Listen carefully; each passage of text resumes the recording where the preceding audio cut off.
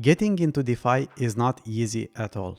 Avoiding losing all your money, it's even more important and more difficult to do. In this video, I'll go over the mistakes I made since I got into DeFi, hoping that this will help you to save some money in some situations that you might encounter. Hey friends, welcome back to Blockchainify. My name is Petru, and like I said, I will go over what I learned so far in DeFi. The first and the biggest mistake that I made so far has been to follow YouTubers or influencers without making due diligence. That's very, very dangerous, because if somebody is pumping a project, most probably they are already invested in them and they want an exit, and you will help them to do just that. Now, I made some videos about this kind of platforms out there, but I can assure you that I cannot have any impact in these projects because I just use a few $100 in any of them. So nothing that can move the market or that could have made me rich by making a video. And of course, my audience, it's still very small. The next very big mistake that I made was to invest in many clones of other projects, like a lot of clones of Ohm, starting with the most known one, Wonderland Time, which has been to be a debacle, of course, but that's maybe one of the best scenarios. When you think about other ones like Snowbank, Snowdog, Spartacus, I've been through all this, lost lots of money, and I think I learned my lesson from this. The third deadly mistake that you can make is being greedy and aiming only for projects with a huge APY. That can and most probably will backfire at you if you do that.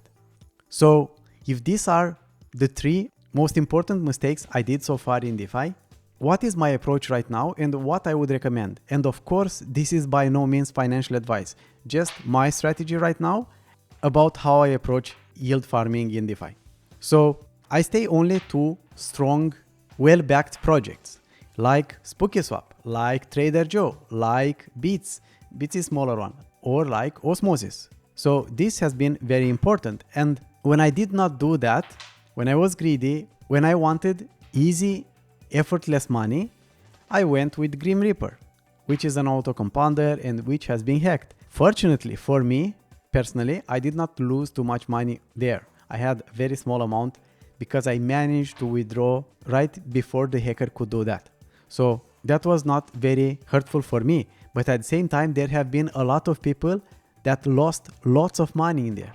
And I really feel sorry for them. And that's not the only hack out there. There are many hacks. And on top of hacks, there are also rug pulls, right? So unfortunately, right now, you will find more reasons to stay away from DeFi than to get into. There are good rewards, but they require a lot of research and a lot of patience. It's definitely not as easy as the influencers or YouTubers out there makes it to look like.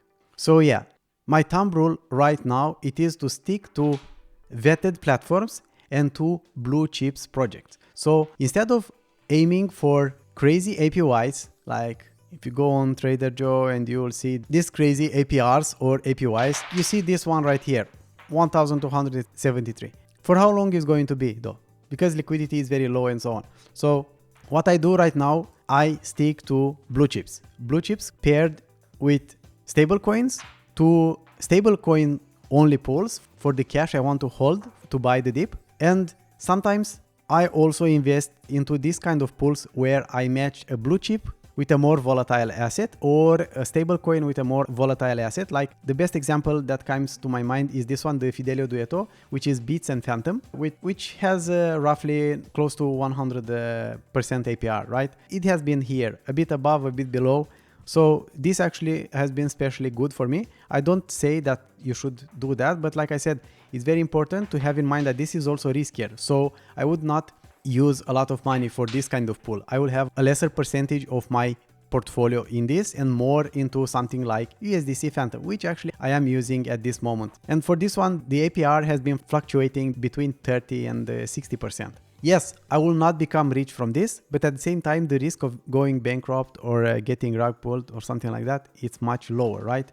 So actually, this is the most important rule. If you are too greedy, most probably you'll get wrecked, as I did in the beginning. Like everything I bought in the beginning went to, not to zero, but I lost a lot of money, right? Snowbank, Snowdog, Wonderland Time, and Spartacus, all of them just collapsed, right? And there are many hundreds of other forks for other projects. I forgot to mention also the Luna ecosystem, which is actually one of the strongest right here. And I think from all of these ones, I think the Luna ecosystem, Phantom, and the Atom with Osmosis are the best options, because on AVAX, the APRs are very low actually in general right now. Although Phantom has had these challenges right now with all the FUD coming from Andre Cronje leaving, I think Phantom in the long run is going to be a solid project. You don't need to believe that. Like I said, it's just my own opinion. No financial advice, no financial incentive right here. I could definitely be wrong about that. I feel like from a point of view of how functional are the applications and from how good the APRs are, Phantom, Luna, and Osmosis are the best ones out there. Like I said, this will not make you rich overnight, but I think it's a much more grounded approach to DeFi. Because I think most of the people, especially new people in DeFi, are losing money because they don't know what they are doing.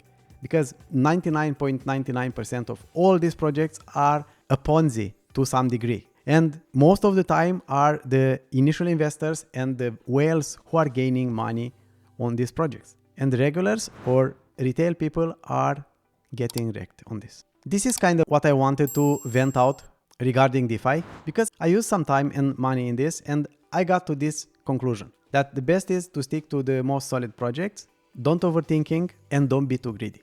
I hope this was helpful. Thank you for watching, commenting, liking, and subscribing, and see you around.